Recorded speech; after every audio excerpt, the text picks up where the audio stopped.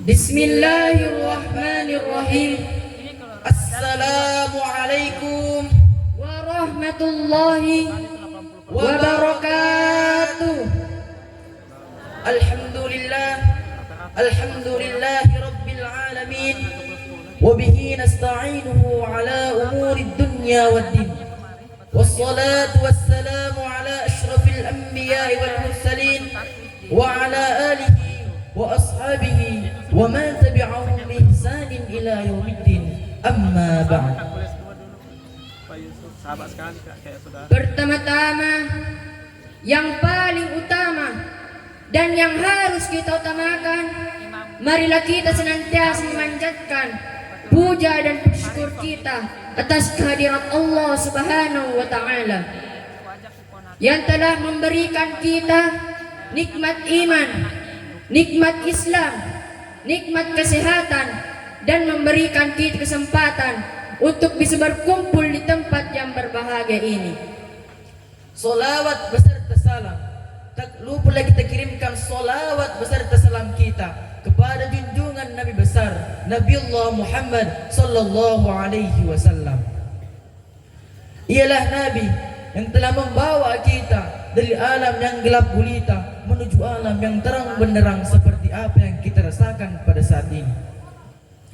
Pada kesempatan yang insya Allah penuh barakah ini, kami akan menyampaikan dakwah dengan judul Birrul Walidain, berbakti kepada kedua orang tua.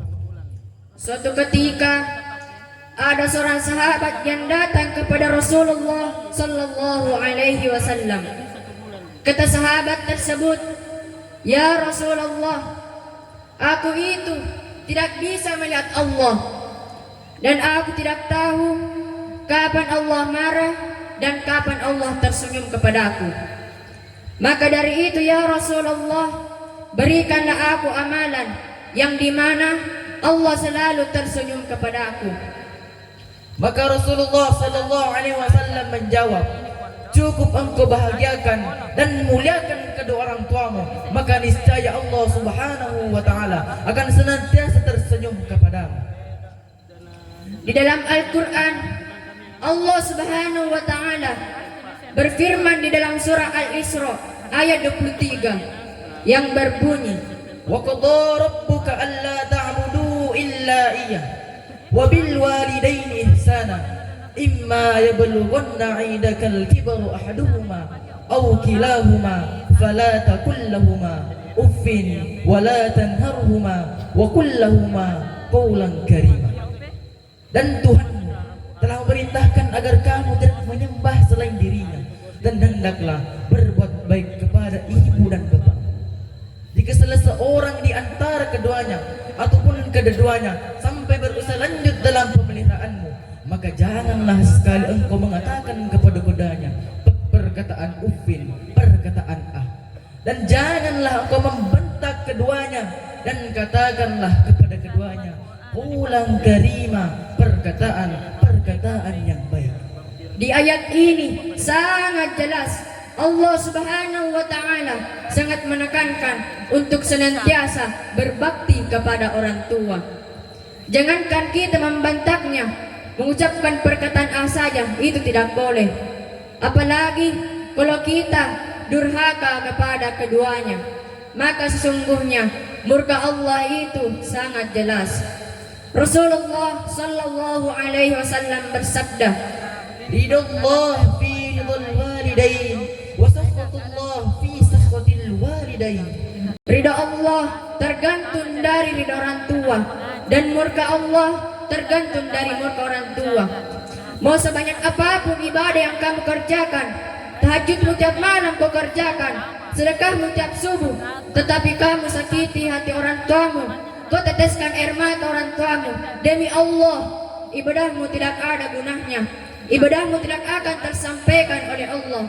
Maka dari itu beruntunglah bagi kita yang masih memiliki orang tua hingga saat ini. Kita masih ada di detik ini karena jasa dari keduanya. Suatu ketika ada seorang sahabat yang kembali datang kepada Rasulullah sallallahu alaihi wasallam. Kata sahabat tersebut, "Ya Rasulullah, ada orang yang ibadahnya luar biasa. Tiap hari pergi berjamaah, tetapi dia sakiti hati orang tuanya. Dia teteskan air mata orang tuanya. Kata Rasulullah, jangankan dia melihat surga, menciumnya saja dia tidak dapat. Dan terjadi pada suatu kisah bahwa ada seorang wali yang bernama Syekh Abdul Aziz Ad-Dabbagh, seorang wali yang sangat taat beribadah kepada Allah Subhanahu wa taala. Namun pada suatu saat ia mendapat kabar dari malaikat bahwa namanya di Lauhul Mahfuz tercatat sebagai penghuni neraka. Malaikat berkata, "Wahai Syekh Ali Abdul Aziz Ad-Dabbagh, engkau itu rajin ibadah dan taat pada Allah, namun engkau tercatat sebagai penghuni neraka." Mendengar hal itu, Syekh Abdul Aziz Ad-Dabbagh tidak merubah kebiasaannya, tetap taat dan istiqomah beribadah kepada Allah Subhanahu wa taala, walaupun mengetahui bahwa namanya di Lauhul Mahfuz tercatat sebagai penghuni neraka. Karena keikhlasannya dalam beribadah, Allah merubah catatan di Lauhul Mahfuz menjadikannya penghuni surga. Malaikat berkata, "Wahai Syekh Ali Abdul Aziz Ad-Dabbagh, engkau sekarang tercatat sebagai penghuni surga karena keikhlasanmu." Syekh Abdul Aziz Ad-Dabbagh terdiam, merenung dan bertanya, "Ya malaikat, jika Allah Subhanahu wa taala menulisku di Lauhul Mahfuz sebagai penghuni surga karena keikhlasanku, lantas apa yang membuat Allah menulisku sebagai penghuni neraka?" Malaikat memberitahu, "Di waktu engkau berusia 15 tahun, ibumu pernah menyuruhmu dan memerintahkan sesuatu kepadamu, tetapi engkau pura-pura tidak mendengarkan perkataannya. Maka disitulah engkau tercatat sebagai penghuni neraka." Mendengar hal itu, Syekh Abdul Aziz Ad-Dabbagh beristighfar dan memohon ampun kepada Allah Subhanahu wa taala. Maka sejak itu, Syekh Abdul Aziz Ad-Dabbagh menghabiskan sisa hidupnya untuk berdakwah tentang pentingnya berbakti kepada kedua orang tua. Mungkin cukup sekian yang sempat kami sampaikan. Bila ada kekurangan dan kesalahan, mohon dimaafkan. Di tepi kali saya meninggal, menghilang lelah, menghilang penat. Orang tua tidak boleh disanggah agar selamat dunia akhirat.